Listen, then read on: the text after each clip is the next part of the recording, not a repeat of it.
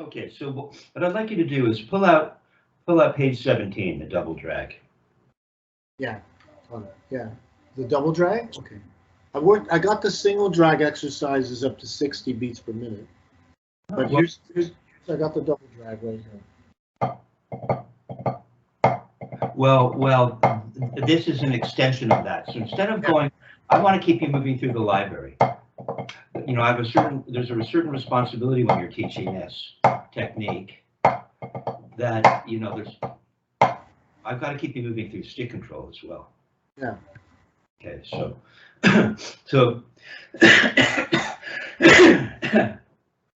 excuse me. So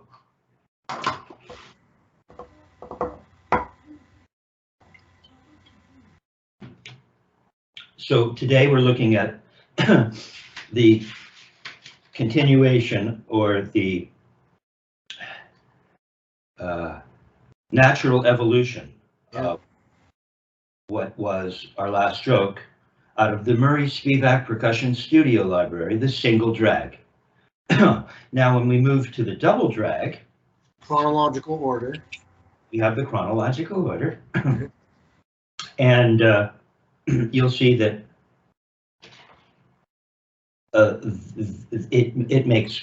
it becomes quite obvious as to why this stroke follows, or why the single drag precedes the double drag. And so if you take a look at it, you'll notice that we have 4 different iterations, right? The first iteration is in 6/8. And as I always remind students, we can play this in a bunch of different ways. It's not so much about playing it, but it's about how you play it, right? And right, it's not. Have you ever been complimented? It's not so much what you're playing, but I love how you play. Yes, that's right. Okay, so we're going to approach this with the Spivack-Wilson technique in mind, which means we're going to have 1 or more of the 7 basic strokes, right? and we see an accent, and typically now at this point we've learned that typically when we have an accent, the note that precedes it is probably going to be an upstroke. Mm-hmm. We also have a drag, don't we? We have a right drag, meaning the left is the appoggiatura. And so we know how to play a drag, right? This is just, now once you start to get more and more of these strokes together, you'll see that they're just pieces of a stroke you've already learned. Exactly. So how would you play a drag? Well, if I was just to play one drag. Okay, describe to me what you just did. Well, I played a rebound stroke in the left hand as my appoggiatura, but I had an up motion followed by an accent. It wasn't quite a single stroke because I wasn't playing. So it was an up motion followed by a throw. As opposed to a single stroke, which is as opposed to a single stroke? Well, a single stroke would be I'd be bending the hand forward. Okay, I know you know what it is, but I'm helping you learn how to describe it. Not only to be able to help someone else, perhaps, but to help yourself, so that you have these definitions in mind, right? So that they're part of the lexicon of the dialogue you have with yourself. That's right. Okay, and so we know a flam is what, by definition? It's real simple. See, you were gonna, my hand does this, and then no. Keep. That's why Spivack and Wilson came up with these definitions. A flam is one hand high, the other hand low. Right. A drag is just, instead of one note preceding the chord note, now we have 2 notes as the appoggiatura. So it's going to be one hand high and the other hand low, right? Simple as that. We have an upstroke, which is so important, you know. that Murray called an upstroke to a downstroke, the sequence gives it its own name.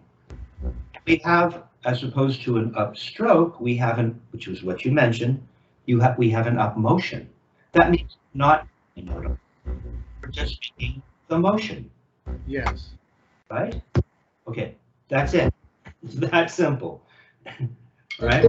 Richard would refer to that as motion up. Because I remember in the Richard Wilson Modern Drummer interview article from 1996, he called that motion up. It doesn't matter, up motion, motion up. I don't think so. That's an interesting distinction. It's cool that you remember that. Yeah. But the typical definition is we have an upstroke and an up motion. Yeah. I remember Richard was referring to that. Maybe he was a little bit coy in that interview. Didn't he say there was something like 78 strokes? Yeah.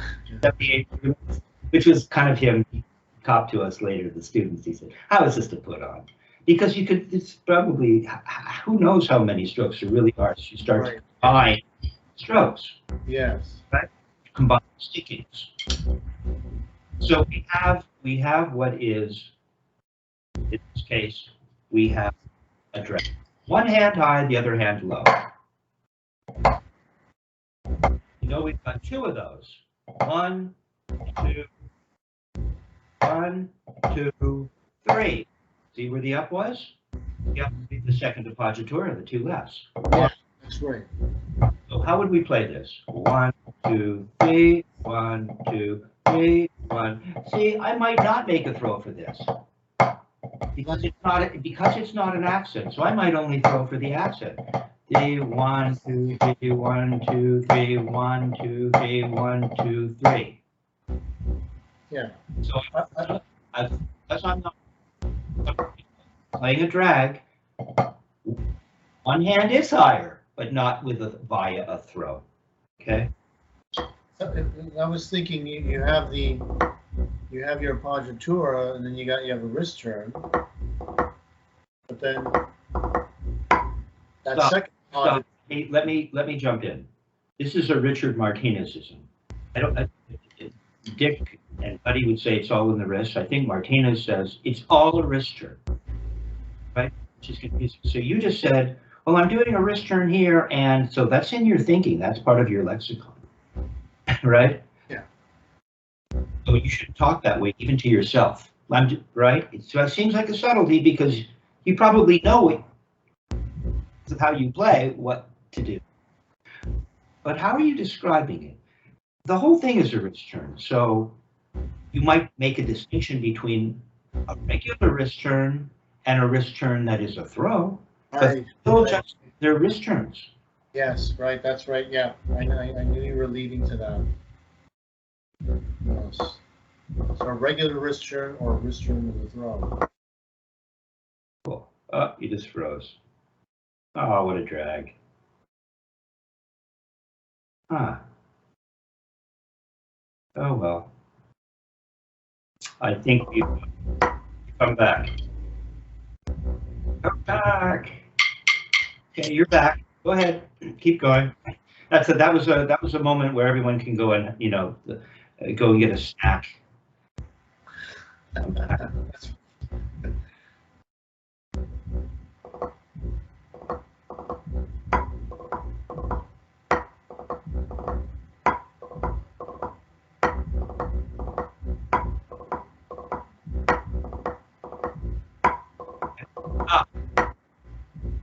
The up is that appoggiatura, which you're doing.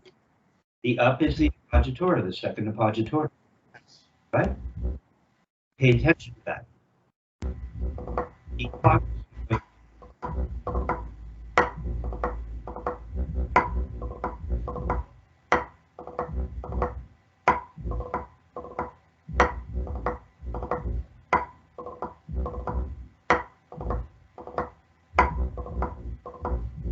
Now, be careful. Here's a couple things to consider. It's just really cool that, you can play 3 notes, right? But it's not. Oh. It's 2 2 notes. That's right. Yeah. Okay. I hear it. I hear what I was doing. Play 3 notes on a part.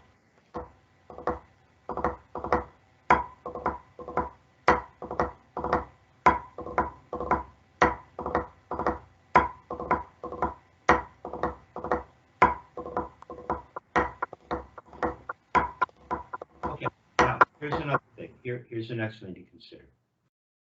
Remember, these things seem, they're subtleties, and they may seem like trivial matters, but they're not. Because you're not perhaps really turning your wrists, right? Because you start off, let's see, what were you doing? You were turning, so you had a turn in your right. So it's and then the right hand that's now going to have to play the appoggiatura, which are doubles. Yeah.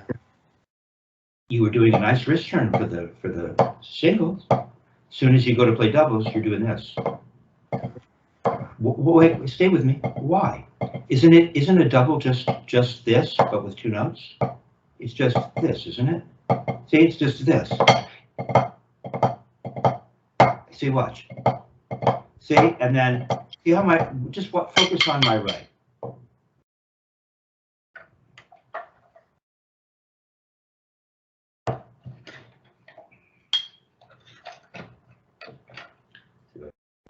Get this to happen with this in the shot. Yeah, there you go. So yeah, so what was I doing? Oh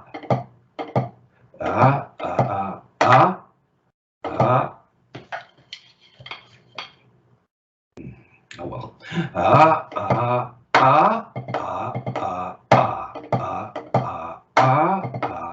Now, if you look at my right, see the wrist turn for the 2 singles?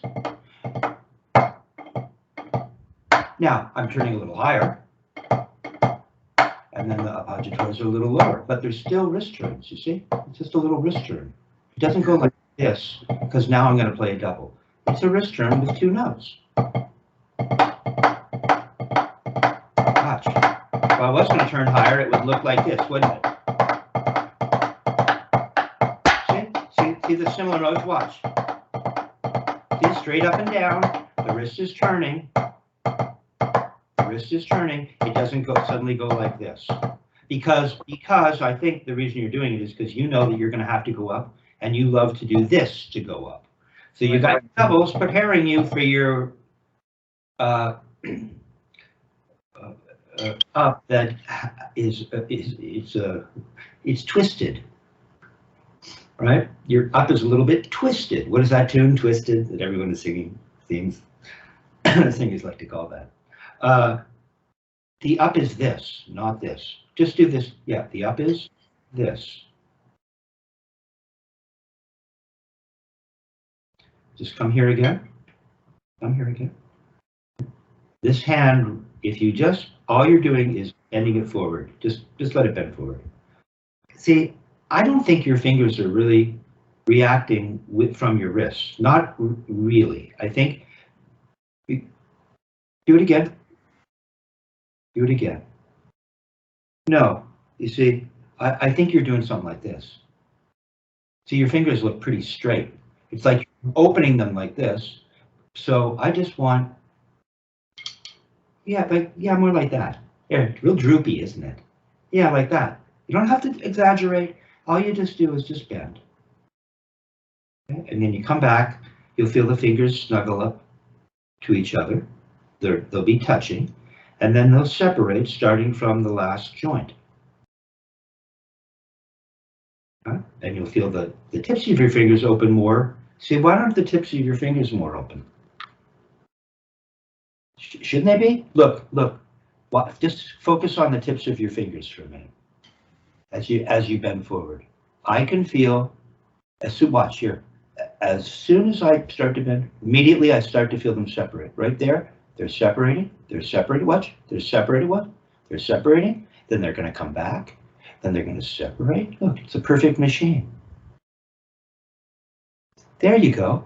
More like that. They come together. They work in tandem from the wrist, almost like a complex puppet.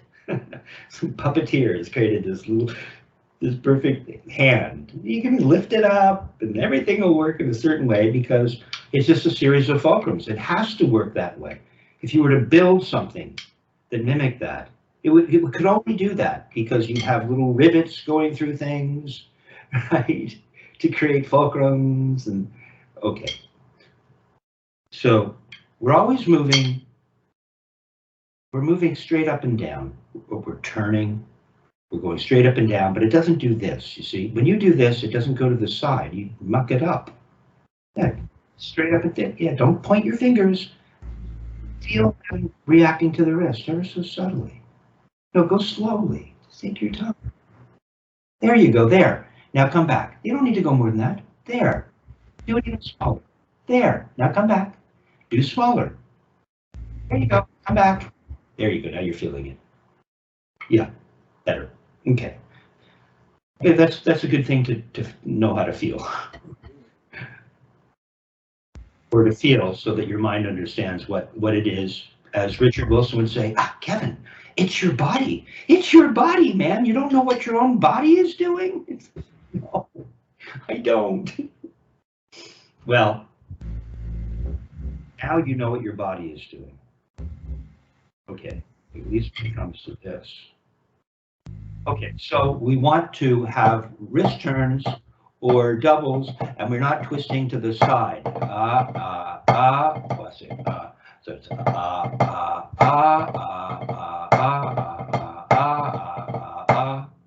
very relaxed.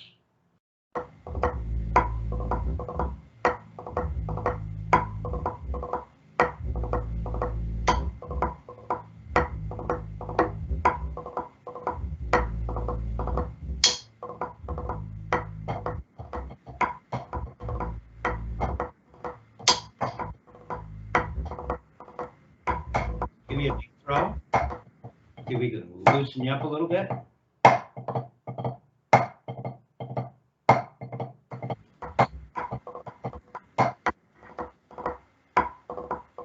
No, a big throw.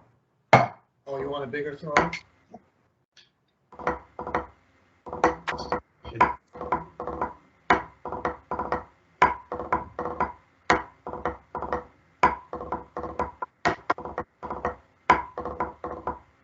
You don't know your left is better than your right now. When it comes to throwing, maybe even there's less twisting, perhaps. Yeah. So we're just going to make a big throw. Just try it. Do it in the right, because your throw is a little bit awkward in the right. Better in the left. Go ahead. Okay, just copy me. Here we go. Just copy. Come on, copy me. Show me. Okay, it's okay. Sit. You are here now.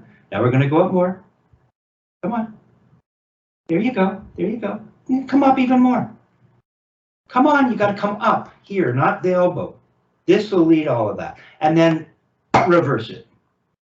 No. You're here and then your elbow came out without your wrist promoting it. So that's what I mean. There you go. Come on, don't move the elbow unless the wrist is raising. Yes. Or pronating. You see, watch how my wrist is pronating all the way through. Look, see it's pronating? I'm not doing this. This is reacting. Watch again. Watch the wrist as it leads the assembly. See? The arm and the elbow. Nothing's going to move if the wrist isn't pronating, going up. See? It's pronating more,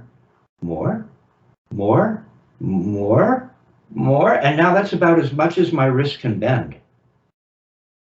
See, it won't bend anymore. This is you stretch the system to the max, right? This is as far as the system will go, going up this way. Right? Now feel all that potential power that you have. All of this weight led by the wrist, and it's just going to collapse. as you, boom. That's a big stroke. That's it. So you just need to spend more time with that. So it's you going up, leading by the wrist, it's hanging you up. Once you get up, the down is easy. Not about twisting. Yep, it's about going straight up. Come on, go up higher. Keep the bead down. There you go. Now release all that energy by turning to the ceiling and let it all fall. Nice and easy. That's a bigger throw. That's a big throw. That's a throw. Even when we do it small, it's going to be that only small. Here it's small. Here it's bigger. Here it's bigger again. Here it's bigger again. Come on. No. Hold on. I was doing more of a Murray thing there. Murray throw. Don't just stay with me. We're right. We do have what seems to be a distinction between the Spivack and the Wilson throw. Okay, there you go. Now you can release that. The down is like for free. It's the up that's tricky. See, it's easy. Just rush the up. You have to smoothly go. You have to feel that every time. That's right. Yep, the elbow. Come on, keep going. The elbow should be reacting to accommodate you, keeping that stick straight, keeping the wrist straight. Now release that. Okay. Now put an appoggiatura before it, and you'll have a left or a right drag. Yeah, no, go take your time going up. No, your elbow's too far out. Okay. To go out right away like that. You're not leading. There you go. Now make a little drag. Now release that. Good. Play an appoggiatura as you release it. And that's it. Okay. So let's put the metronome. Let's find a tempo. I've broken it down. You're going to have to spend some time on your own ironing out these. You iron out a kink, I guess. Right, but working on these nuances. Yeah, okay? So let's see.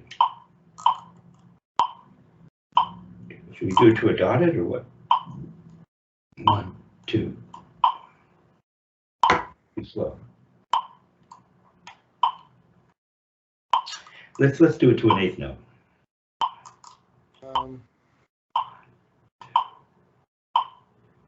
Too slow. Let's see.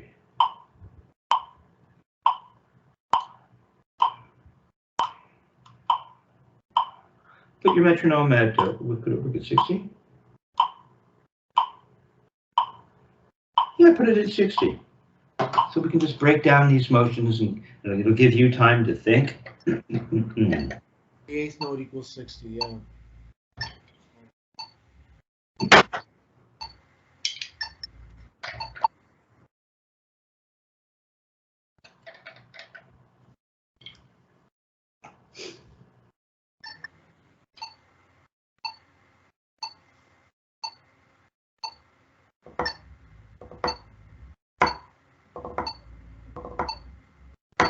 Okay, I'm going to point out one other thing, because sometimes I feel like you're really pushing down. And I had a drummer friend call me and have me look at some videos of some other ways to play, particularly this idea of the free stroke, right? Free stroke. A lot of guys do that. That's not what we're doing. We're lifting the stick up, and apparently there's supposed to. Some people think that lifting, always stop playing from low to high, means that you're stressed on the way up. Well, maybe it is a little bit more work lifting the stick up, but just watch, just like this. You see, maybe the up is a little harder than the down. So it is with the regular wrist turn. We lift it up and let it fall. And so when you're playing this, see, I lift it up and I just let it fall. 3-finger grip. See, just finger grip. Watch. Look, here are my 4th and 5th aren't even on the stick.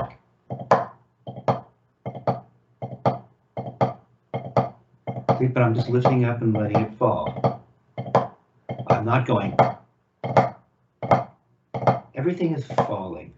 The cool thing about this technique is it takes into consideration gravity on this planet.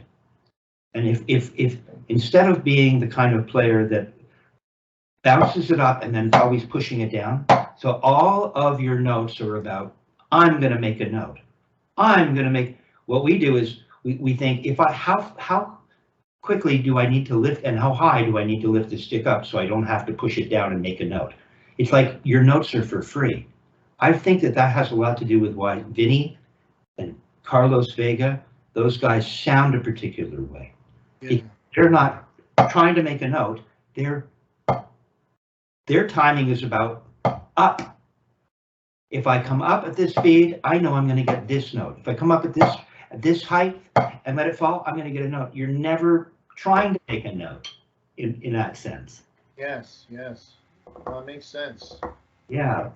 Take advantage of gravity. Lift it up and let it fall.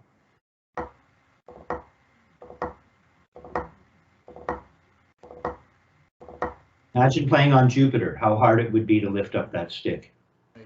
And how easy it would be to make a note. It would be ridiculous on Jupiter to be, maybe the stick wouldn't even bounce on Jupiter. Too much gravity. It would be ridiculous to try to outrun gravity and push down when you've got the gravity of Jupiter helping you down. Insisting that you come down. You probably couldn't hold it up too long. You would just think, oh God. Exactly. It's just gonna. We're playing on, yeah, and Dick Wilson kind of was from Jupiter, so I got to tell you, right? I think they used to call him the space cadet. Okay, so just lift that stick up and let it in.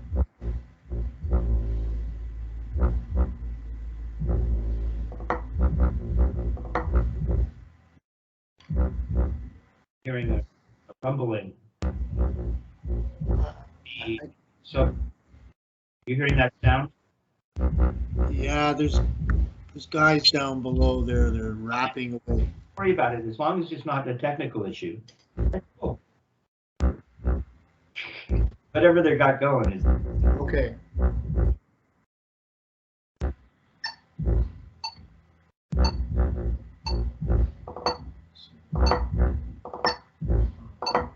Let's try that again. Remember, lift that stick up and plays in a relaxed, in a way as relaxed as possible.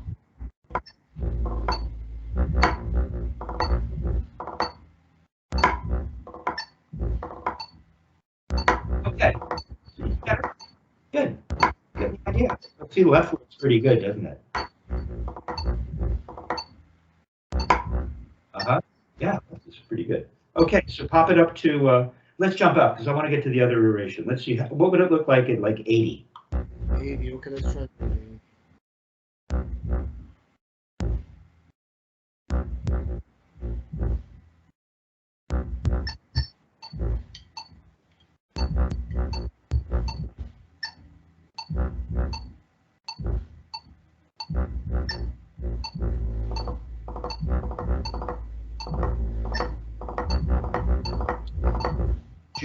Joe, oh, shit, Dad, just lift it up.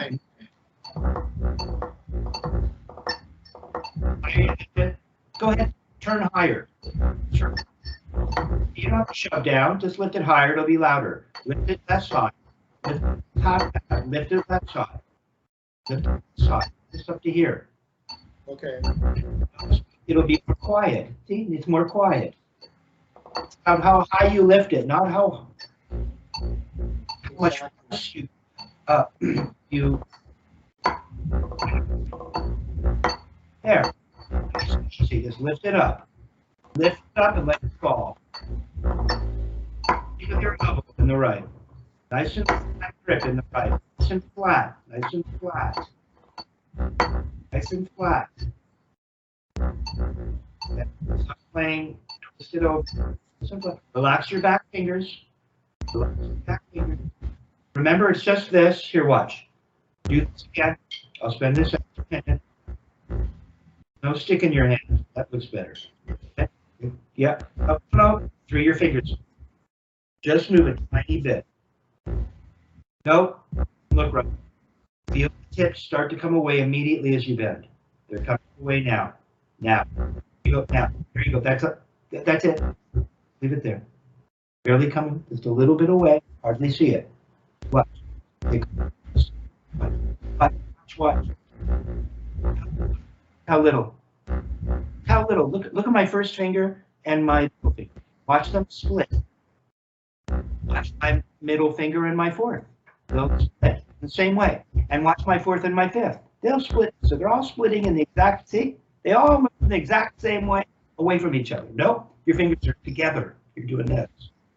Don't feel them all the way equally. Concentrate on your first and middle finger. It should come away right here like that. You should be able to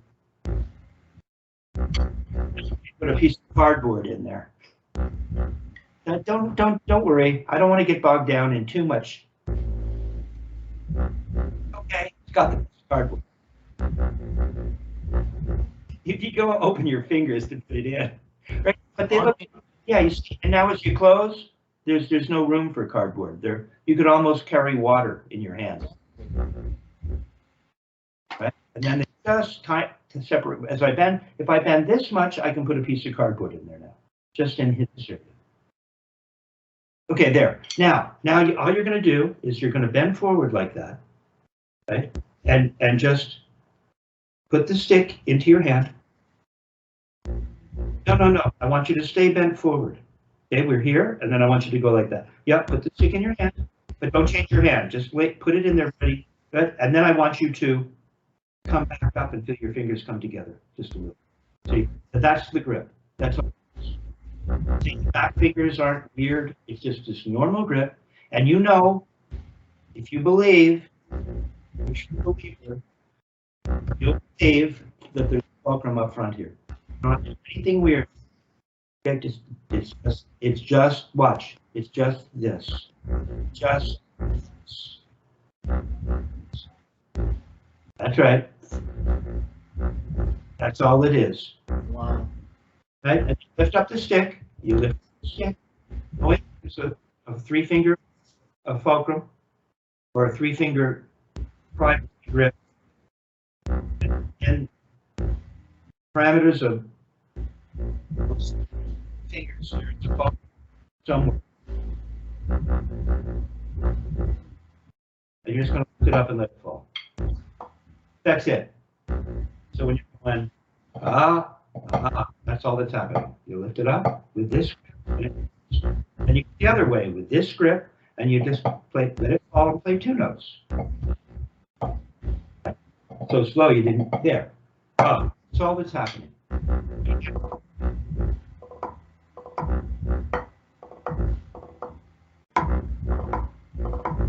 Nice flat. Start, don't pull your back fingers in.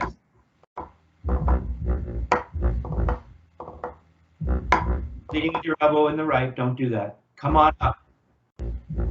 I'm just trying to get that big down. No, but don't do this. Okay. Like that, yeah, but now can't you see it'll promote that? Yeah, it'll promote it right in around there. You'll really feel, once you get to here, it feels like a bend, and you'll start to feel the arm is duplicated. Right?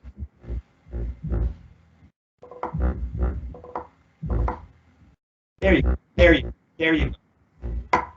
You're leveraging it up from the wrist. Okay, that's it. So that. Go ahead. Okay, so we're going to just take this up to 80 right now. Okay. Let's move on to the next iteration. We're in 3/8 now. Okay.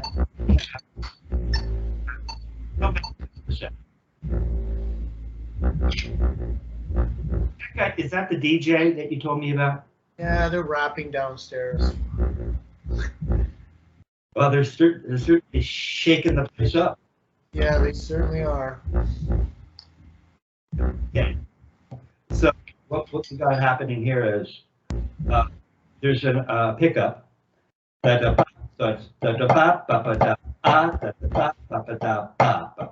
there are dots here. You'll see that there are dots. Yeah. That's how we're going to play this. We could throw at this speed but I think again, I'm just going to turn.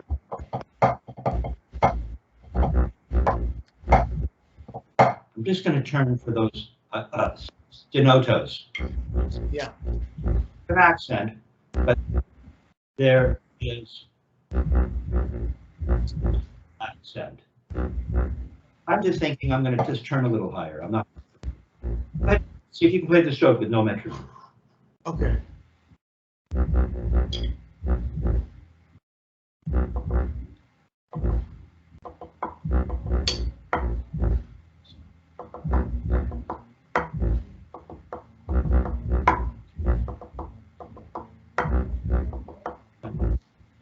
Yeah, that's right.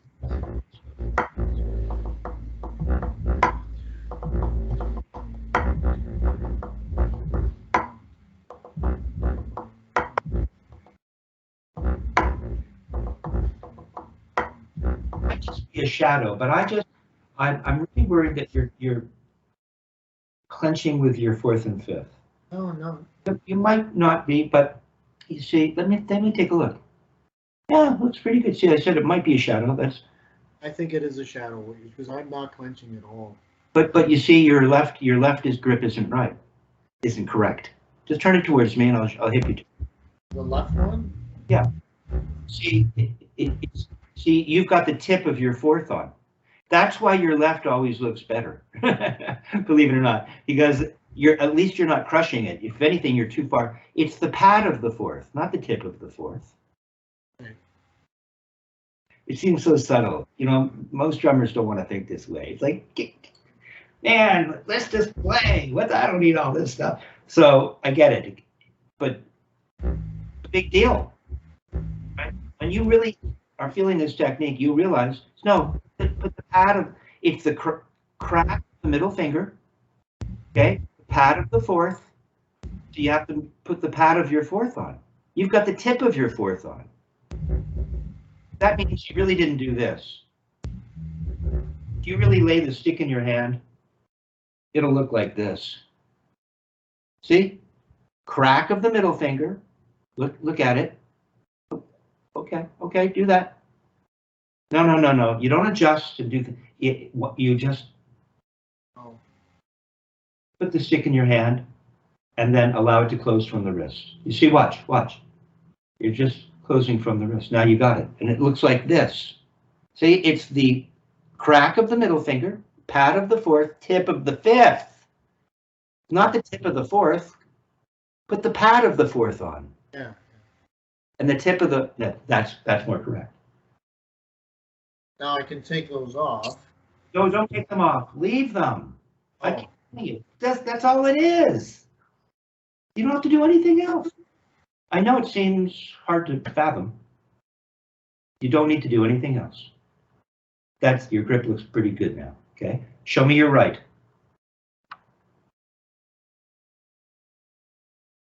Good. See? Pad of the fourth, tip of the fifth. You need to remember that. Yeah. Okay. There. Now, go ahead and play this stroke. Go ahead, we'll give you a metric. Again, we're going to have an up preceding the accent. Set it to 60.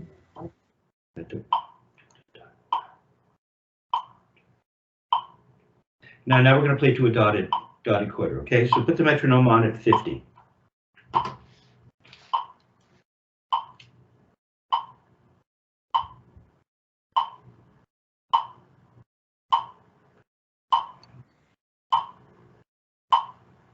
Go play.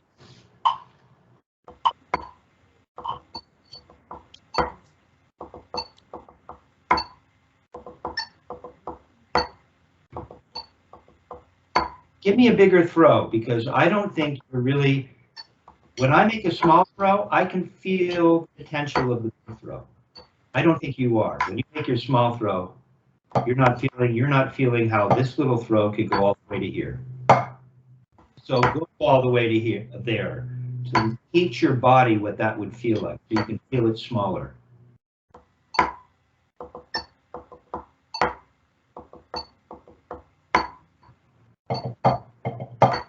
And I'm turning a little higher because it's a stenoto. Watch.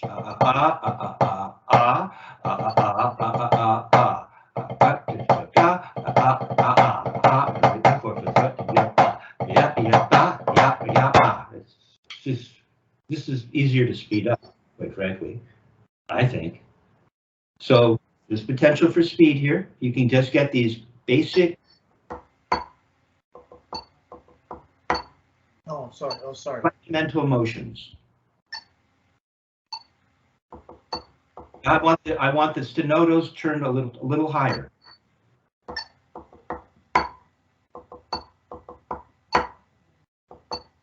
Yeah, the stenoto. The stenotos are the regular wrist turns. The regular wrist turns have to come up higher. Higher. Show me that you understand what I mean. There you go. There it is. There it is. Bigger throw. Stenoto height of turn. There you go. Give me a nice big throw. Okay, let's put the metronome up to put it up to 60. See what happens. Go put 60. Yeah. Okay, let's hear it there. These are things you can use on the drum set too. You know.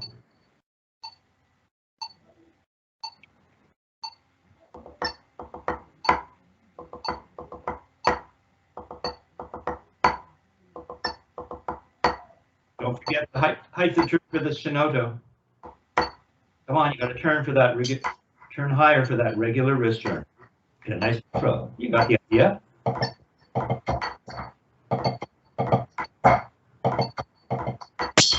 Okay, so now we're going to put the metronome up to put it up to 80. Let's see what happens at 80.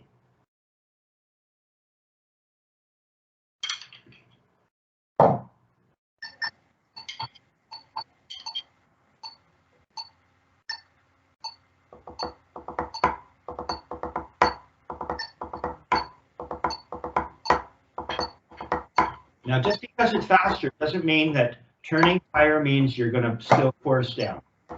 That's same, solid, but softer sound.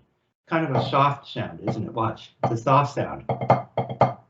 It's not. It's. Is it different? Go for it. Just lift that thing up and let it fall down. Gravity is going to really help you.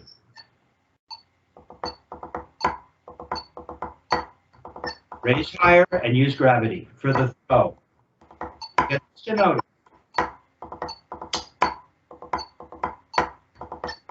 Twisting out to the side. Okay, the throw. It's cool though. You got the right idea. This is going to come along. Yeah, I know you're going to need to, to spend some time. But it's watch. See, I get the feeling you're kind of freaked out about making a big motion. A little bit, yeah. Right? It's like, oh my God, how am I gonna? But that's why we have an upstroke, because the upstroke gives you a chance to make those notes as you're going up. So watch.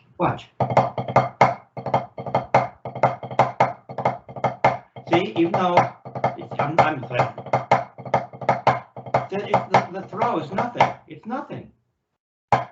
There's plenty of time for a throw, so don't panic because I've asked you to turn high or raise.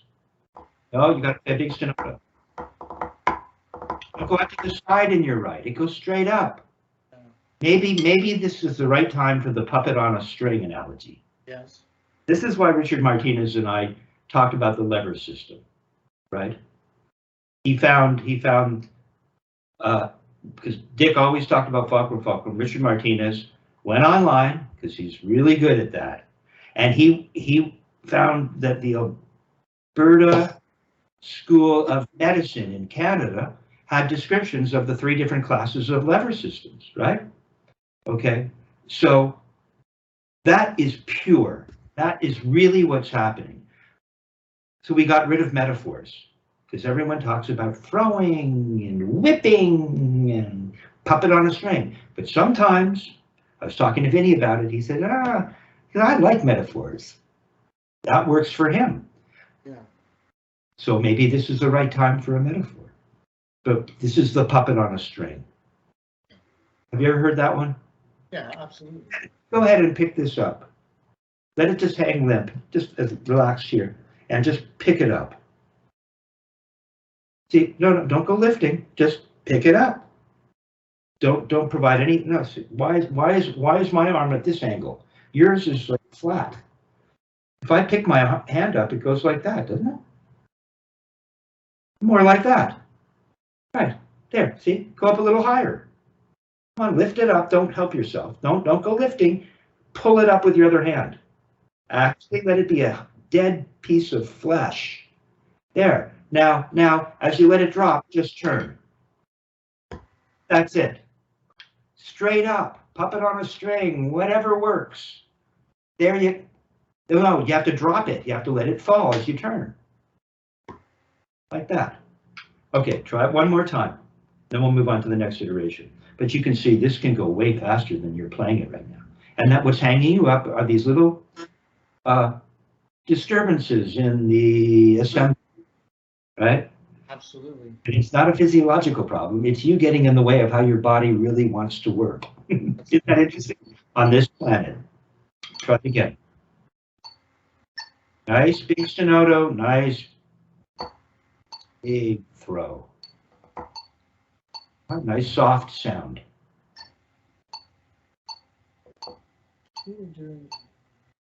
Go for it. Think, concentrate. No, it's faster. No, it's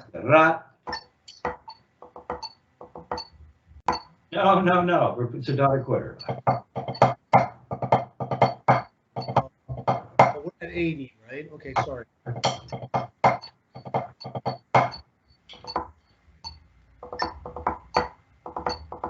Sorry. Nice and easy on the stenotos. Just lift them up higher. Stop forcing down. Give me a big throw. Don't twist. Put on a string. Up, up, up.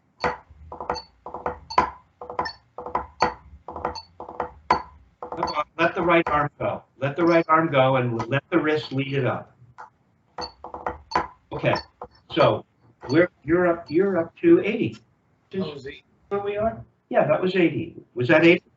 Yeah, that was the dotted quarter no equals 80. That's tricky. It's tricky at that tempo. Well, you should be able to play it faster than that. I'll get it. What?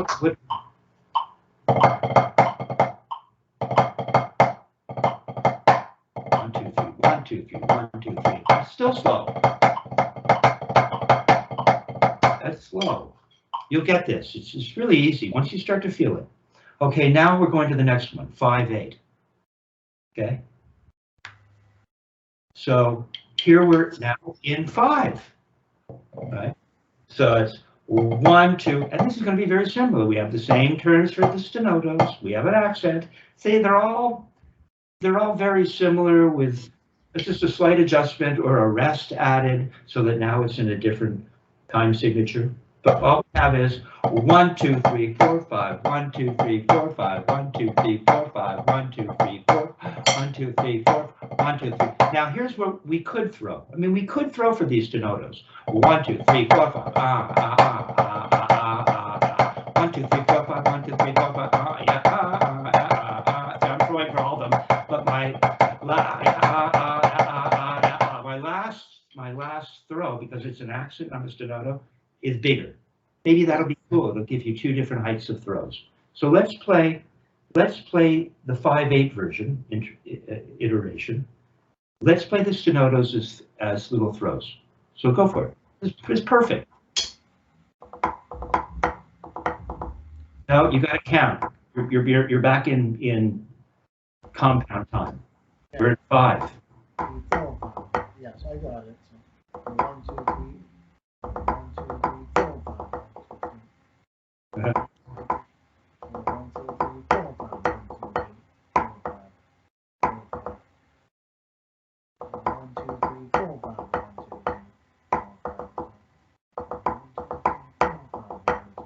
3. Slow it down a little.